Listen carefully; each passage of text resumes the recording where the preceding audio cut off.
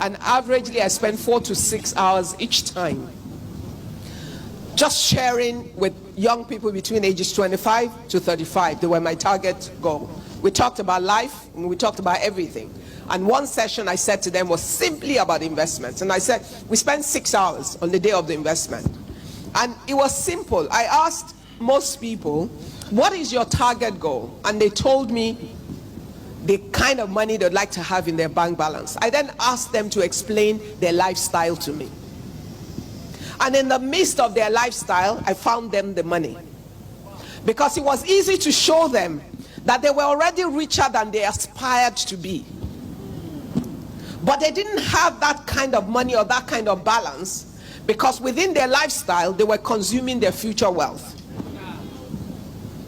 And you see, when Yoruba people say that that 20 children cannot play together for 20 years, what they really mean is at the stage of childhood, you're literally all the same.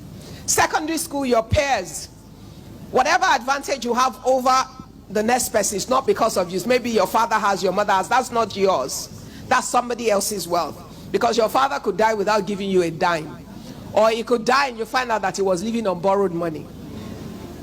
Or maybe you go and marry and you think your husband has money. Then soon enough you find out that he doesn't have what he seems to have. What is really important is, what do you have control of? What is the cash flow that you can definitely say that this one, I am sure of it because of this? And within that cash flow, what part of it are you able to hold in a disciplined manner that allows you to make that money work for you? I always share this theory of sand and a block. How many people know it? A few that I've taught over time. Your sand is the money you're gathering a little at a time. If it doesn't amount to much, it's sand. It means when the wind comes, it will scatter. If there's a flood, it will just totally disappear.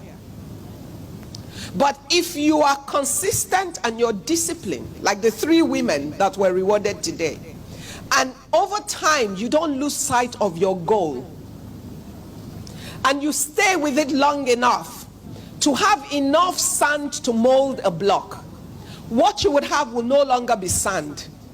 It will become a block. And the difference between a block and a sand is what?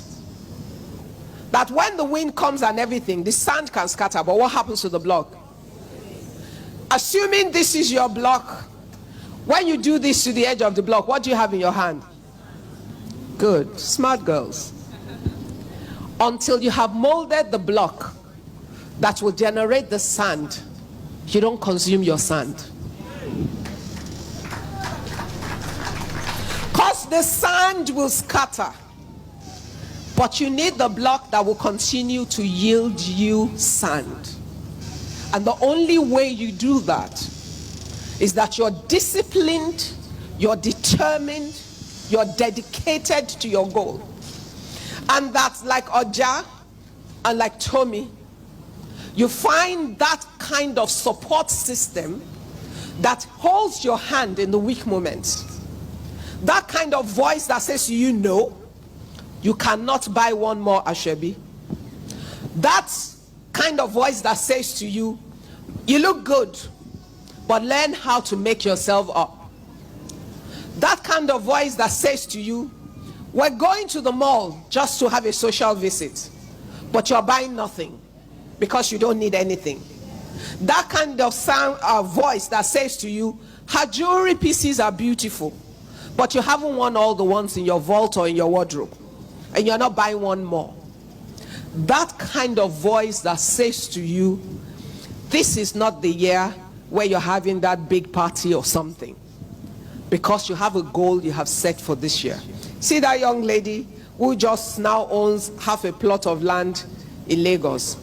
She's never going to be poor. It's not, it's not a prophecy.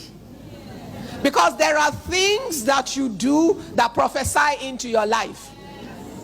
So this isn't about, no. It's about the discipline, the dedication, and the commitment to goal. It's about making choices. Life is about opportunity cost. For everything you do, there's something else you have chosen not to do. For everything you have, there's something else you have chosen not to have. For everything you do now, you have chosen to defer something else. The ability to make those choices, it's about how you think. It's about what you value. It's about what you consider important. It's about where you have chosen to go to. And many people choose to go to great places but never get there, simply because though they say, they do not do. The saying is cheap, the doing is tough. And you don't get things you need or you want from saying, you only achieve them in the doing. And in being able to do, you must set up a system of actions and activities around you daily. It was why we had the panel on the daily habits of people who want to build sustainable wealth. It's about the things you do every single day.